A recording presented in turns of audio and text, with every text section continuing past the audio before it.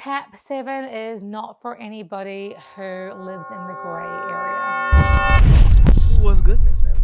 Hi, Raza. Yeah, welcome to the Hurt Locker. Definitely wanted to sit down with you when we got a chance to just kind of, I guess, talk about our TapSVN journey, because you were kind of like one of our first official people in. It's been about I'm before TapSVN, change. my love.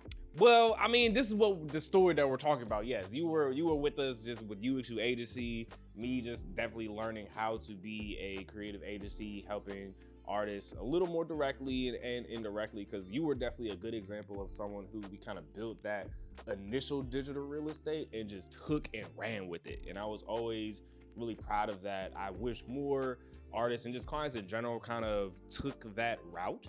So yeah, you were definitely one of the first people I did contact when we did release this new kind of version of what my true belief has always been. People should own their data. They should be able to have this platform they own and control. And now we had that kind of missing piece that I know I was always looking for. I just didn't know exactly what it looked like. So I would definitely just love to hear from you how that experience has been, how it's made your life a little bit easier in some different ways, and then just kind of we can talk about what we got planned coming forward with it. Yeah. Sure. Yeah, so I mean, I think as a creativepreneur, it can be really overwhelming getting stuck in the business as opposed to, being able to step outside and look at the business as a whole, especially with the many moving parts in my business as a musician and singer and songwriter and coach and speaker and author and podcaster and so on and so forth. But I think,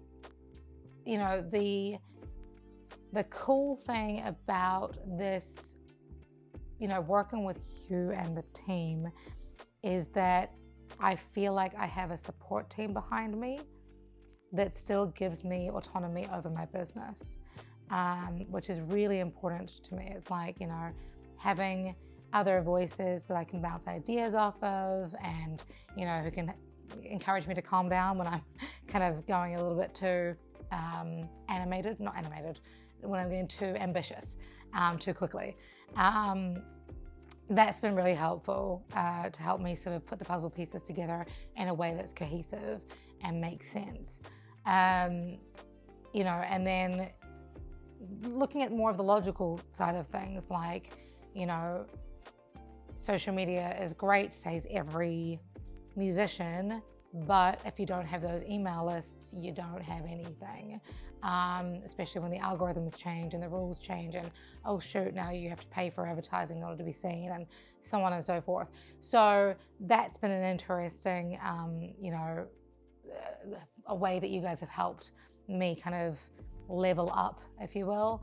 In addition to that, just helping me put together funnels and put together, my offers and put together the roadmap to actually not just creating content, but actually monetizing and creating a career and legacy of sorts out of what I'm doing has been really cool. And I'm saying that word kind of jokingly because it's this isn't about me, this is about my audience. But it's been really, really fun, and I'm really appreciative that you guys are always there when I call. You're very responsive, you're very supportive, you're very aligned and understand my mission and vision and my values. And I'm a huge energy person.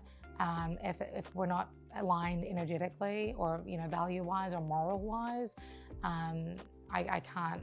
That's not a relationship that will work. But you guys have, a really you walk with purpose, and you walk and work with purpose, walk and work with honesty and integrity, and you're very service oriented, which I love and appreciate and learn from every time we interact. Cool. What question I was going to ask? Oh, okay. What values do you think that I embody now? No, the things that you named is definitely things that me and GPT be discussing. Yes. But I feel like overall, I've really loved how you've been able to engage with your audience, which you came in with a ridiculous amount, more than anyone I've ever seen. You came in day one with like 4,000 people. We kind of had to clean that up. But I love that you're doing daily emails, you're doing text message blasts. Like, what kind of feedback and engagement have you been seeing from your audience with this kind of closer connection that you're able to have with them? So my daily interaction emails, they're a new thing that I started 2024. And it's an experiment. And I started it knowing full well that I was going to piss some people off. But I've realized and I'm embracing the fact that if I'm pissing people off, they ain't my people. And I'm sort of, this was a nugget of wisdom that I got from a couple of my mentors, including Marianne Williamson and Anik Singhal of the Learn Inc. Center, where this is, the content that I'm producing is never ever meant to be about pissing people off. It's about helping people. That's what my job as a musician, coach, mentor, speaker is. It's to help people. And so my aim is only ever to support and guide. And I've been getting a lot of responses saying that it's achieving just that, which has been beautiful.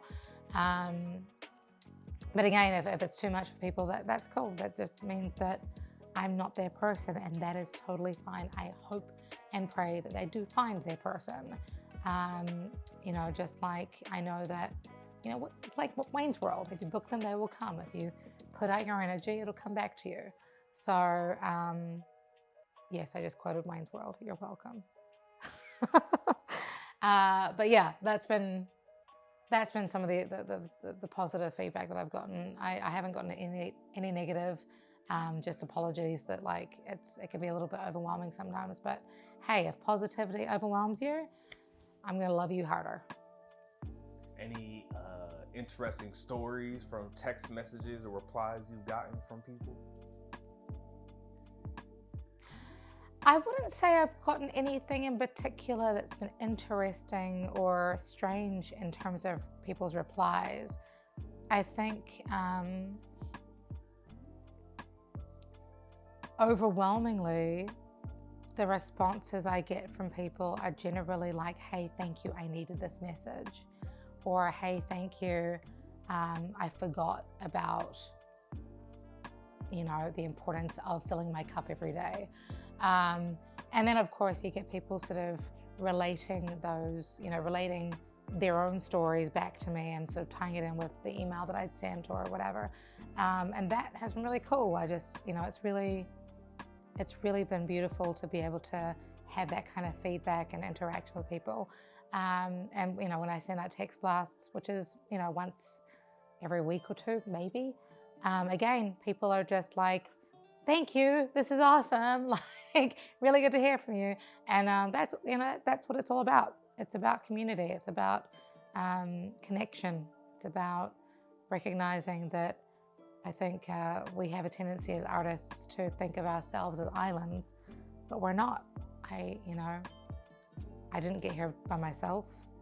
I mean, physically I moved to this country by myself, but I have a whole, huge community of people, both out of the shadows and in the shadows, who are there supporting and loving and cheering me on. Good. Thank you, Emma. Definitely love working with you. Definitely been working with you for how long now? 8 years. Yeah, that's what's up. Yeah, 7 years. Mm-hmm. 2017. Yeah, because a couple of it's been 10 now. Yeah, dude. Yeah. Because the only thing was 2 years after we had met, you. Yeah. So, no, that's definitely what's up. I think it's still just feeling like the beginning, even though it has been this long. So I'm excited for just how this thing is going to continue to grow and all of us just learning better things and coming together. So, of course, it feels like it's the beginning, because I think that's the cool thing when you when you're working with people who are also mission and vision driven,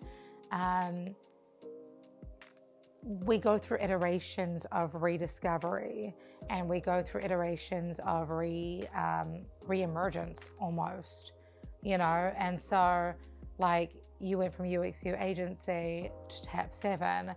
I've gone from like busking in DC to then touring the country to then, you know, playing with Marianne Williamson and Dave Chappelle.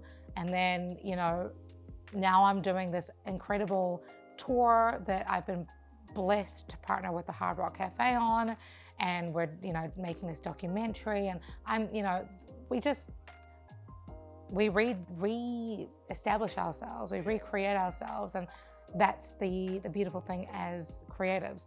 The difference, however, is that many people lose sight of what their mission and visions are and what their values are.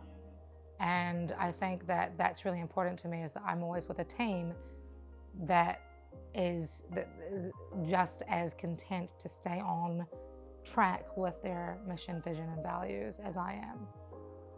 I like that. Let's have a little fun. Okay. Who are we not for? TapSVN or Emma G? TapSVN. Okay. TapSVN is not for anybody who lives in the gray area. I actually think that TapSVN could be used for anybody who creates, because, you know, it could be an accountant for all intents and purposes. But if you don't have a clear understanding of who you are and where you're going, TapSVN is not for you. I also don't believe that TapSVN is for those who are bigoted. I don't think that TapSVN is for anybody who doesn't like dogs. I don't think that TapSVN is for anybody who, you know, who just has negative energy. The team here are really positive and supportive, and you need to be on board. If it's not a hell yes, it's a hell no. Love it. Cool. Anything else you want to tell the people before we check out? No. Well, until next time, Miss Emma G, you have a good one. Deuces. Love it.